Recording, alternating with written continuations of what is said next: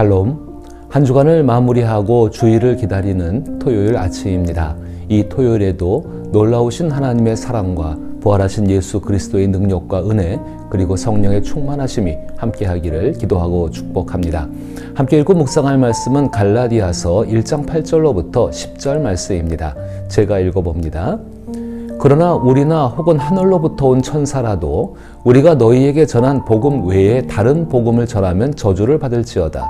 우리가 전에 말하였거니와 내가 지금 다시 말하노니 만일 누구든지 너희가 받은 것 외에 다른 복음을 전하면 저주를 받을지어다. 이제 내가 사람들에게 좋게 하랴 하나님께 좋게 하랴 사람들에게 기쁨을 구하랴 내가 지금까지 사람들의 기쁨을 구하였다면 그리스도의 종이 아니니라. 아멘. 오늘 저는 이 말씀을 통하여 복음의 확신과 은혜에 기초한 신앙에 대해서 생각해 보고자 합니다. 확신은 반드시 사실에 기반해야 합니다. 아무리 확신이 강하더라도 그 근거가 없다면 그것은 종종 거짓이나 허황된 것이 될 수 있습니다. 신앙도 이와 다르지 않습니다. 우리 신앙의 확신은 무엇에 근거하고 있습니까? 바울은 자신이나 동료들, 아무리 유명하고 자격이 대단한 사람, 심지어 하늘에서 온 천사라 할지라도 처음 전해진 복음과 다른 복음을 전한다면 저주를 받아 마땅하다고 단호히 말합니다. 이 말 속에는 예수 그리스도의 복음에 대한 확고한 신념이 담겨 있습니다. 예수 그리스도에 관한 복음은 진실이기 때문입니다. 또한 바울은 자신이 이렇게 강경하게 말하는 이유가 사람들을 조종하거나 하나님의 환심을 사려는 것이 아니며 대중의 인기를 얻기 위한 것도 아님을 분명히 말합니다. 만약 바울이 대중의 환심을 얻는 것을 목표로 삼았다면 결코 그리스도의 종이 되려고 애쓰지 않았을 것입니다. 진실한 그리스도인이었던 바울의 신앙은 사실에 근거한 복음의 뿌리를 두고 있습니다. 바울에게 있어 실제적 진리인 유일한 참 복음은 무엇보다 소중한 것이었습니다.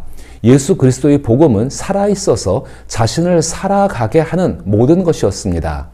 하나님의 은혜로 모든 그리스도인들에게 하나님께서는 동일한 예수 그리스도의 복음을 주셨습니다.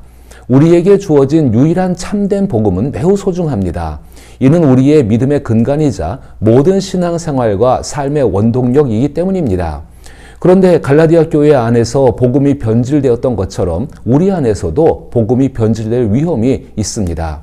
여기서 변한다는 것은 그리스도 예수의 복음 자체가 아니라 복음에 대한 우리의 확신이 흔들릴 수 있다는 점입니다. 예를 들어보죠. 노인을 위한 교회는 거의 찾아보기 어렵습니다. 노인을 위한 교회가 없다는 것은 단순히 노인을 위한 시설이나 환경이 부족하다는 뜻이 아닙니다. 나이가 들수록 젊었을 때와 같은 방식으로 신앙생활을 이어가기 어려워집니다. 예배하려 해도 집중력과 체력이 떨어지고 성경을 읽어도 내용을 잘 기억하지 못하며 젊은 세대와 대화하고 싶어도 적절한 표현이나 단어가 떠오르지 않는 경우가 많습니다. 이로 인해 마음이 상하는 일이 잦습니다. 하지만 교회는 여전히 활동할 수 있는 사람들을 중심으로 운영되고 있습니다. 위로가 되는 성경 구절을 찾아보았습니다. 고린도 후서 4장 14절로부터 16절 말씀입니다. 주 예수를 다시 살리신 이가 예수와 함께 우리도 다시 살리사 너희와 함께 그 앞에 서게 하실 줄을 아노라. 이는 모든 것이 너희를 위함이니 많은 사람의 감사로 말미암아 은혜가 더하여 넘쳐서 하나님께 영광을 돌리게 하려 함이라. 그러므로 우리가 낙심하지 아니하노니 우리의 겉사람은 낡아지나 우리의 속사람은 날로 새로워지도다. 주 예수를 다시 살리신 하나님께서 우리도 예수와 함께 다시 살리신다는 것이 바로 복음입니다. 이 복음은 진실이며 이를 통해 우리는 반드시 하나님께 영광을 돌리게 될 것입니다.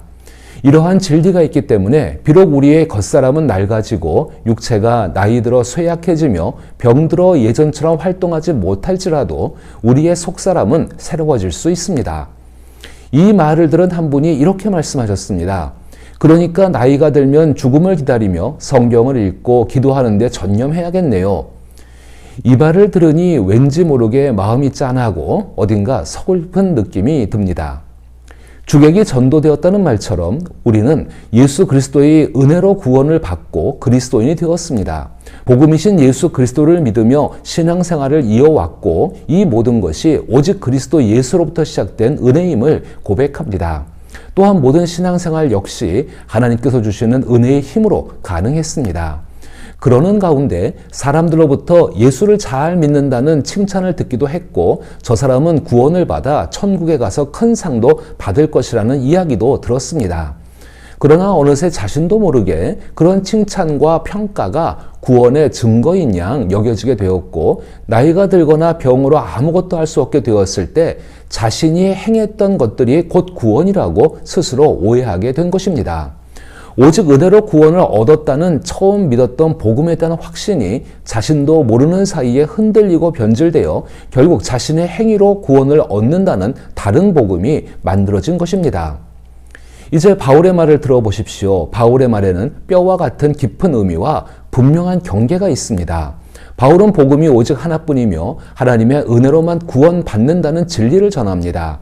갈라디아 지역에서 적어도 1000km 이상 떨어진 예루살렘에서 일어난 예수 그리스도의 십자가 죽음과 부활 소식이 바로 그 복음입니다. 세상 만사에는 모든 사연이 있습니다. 태어나고 결혼하고 죽는 것과 같은 인생의 중요한 문제들에도 각각의 사연이 존재합니다. 나라가 세워지고 멸망하는 일에도 사연이 있습니다. 그러나 그런 사연들은 단지 사실일 뿐 믿음의 대상이 되지는 않습니다. 예를 들어 자신이 결혼했다는 사실을 믿는다고 해서 결혼 생활이 성공적으로 이루어지는 것은 아닙니다. 그러나 결혼을 했다는 사실로 인하여 결혼 생활이 시작된 것은 분명합니다. 결혼을 했다는 사실이 없으면 결혼 생활은 있을 수 없을 것입니다. 예수 그리스도에 관한 복음은 사실, 즉 진실일 뿐만 아니라 믿음의 대상입니다. 예수 그리스도의 복음을 진리로 믿을 때 그 안에 담긴 전적인 하나님의 은혜로 인해 우리 자신이 변화됩니다. 이는 하나님과 함께하는 삶이 시작되었음을 의미하며 하나님께서 주시는 구원의 삶을 살아가게 되는 것입니다. 바울의 말에 뼈가 있다는 표현은 갈라디아서 1장 7절에서 언급된 예수 그리스도의 복음을 변질시키는 사람들을 가리킵니다. 복음을 왜곡하는 이들은 대부분 유대인이었으며 갈라디아 교인들은 이방인으로서 그리스도 예수를 믿는 사람들이었습니다. 그러나 복음을 변질시킨 이들은 이방인 그리스도인들에게 유대교로 완전히 개종하여 식생활, 복장, 할례 등 모세의 율법을 모두 지킬 것을 강요했습니다. 그들은 이것이 하나님을 더 잘 섬기는 길이라고 가르쳤던 것입니다. 하지만 복음은 마음으로 믿고 입으로 시인함으로써 구원에 이르는 것이며, 이는 내적인 변화에서 시작되는 것이지 외적인 변화에서 비롯되는 것은 아닙니다. 바울이 경계하고자 하는 내용을 이해하기 위해 로마서 10장 9절과 10절을 함께 살펴보겠습니다. 내가 만일 내 입으로 예수를 주로 시인하며 또 하나님께서 그를 죽은 자 가운데서 살리신 것을 내 마음에 믿으면 구원을 받으리라. 사람이 마음으로 믿어 의에 이르고 입으로 시인하여 구원에 이르느니라. 우선 구원에는 두 가지 과정이 있다는 것을 볼 수 있습니다. 하나는 구원이 시작되는 것이고 다른 하나는 구원이 완성되는 것입니다.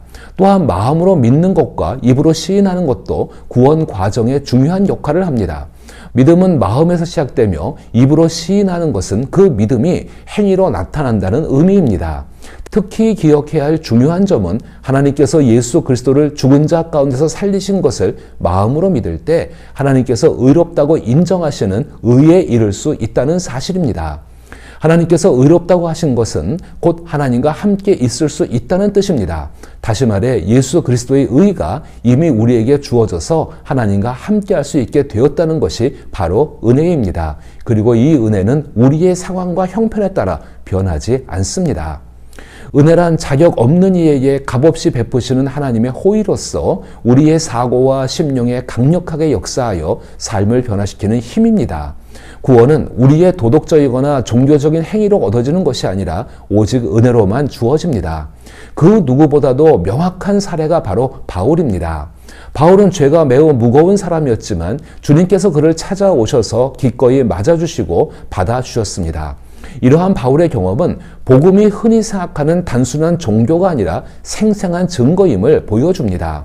복음은 우리를 무종교 상태에서 불러냈을 뿐만 아니라 잘못된 종교로부터 해방시킵니다. 모든 그리스도인들은 자신의 자격이나 공로, 처지와 상관없이 예수 그리스도의 복음, 즉 하나님의 은혜로 말미암아 그리스도인이 되었으며 하나님과 함께하는 존재가 된 것입니다. 여기까지의 이야기는 매우 아름답고 의미 있는 내용입니다.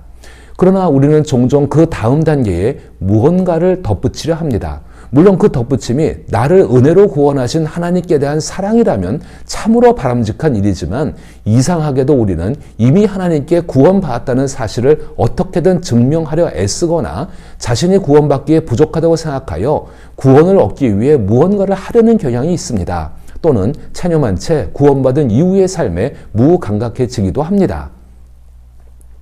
우리가 반드시 기억해야 할 가장 중요한 진리는 구원이 오직 예수 그리스도의 은혜로만 이루어진다는 사실입니다. 어떤 행위나 나의 자격, 노력으로는 구원을 얻을 수 없으며 하나님께서 이미 값없이 베푸신 은혜로 인해 우리는 하나님의 자녀가 되었습니다. 그러므로 더 이상 구원을 증명하거나 얻기 위해 애쓸 필요가 없습니다. 대신 받은 은혜에 감사하며 하나님께서 허락하신 삶을 진실하게 살아가고 살아내는 것이 중요합니다.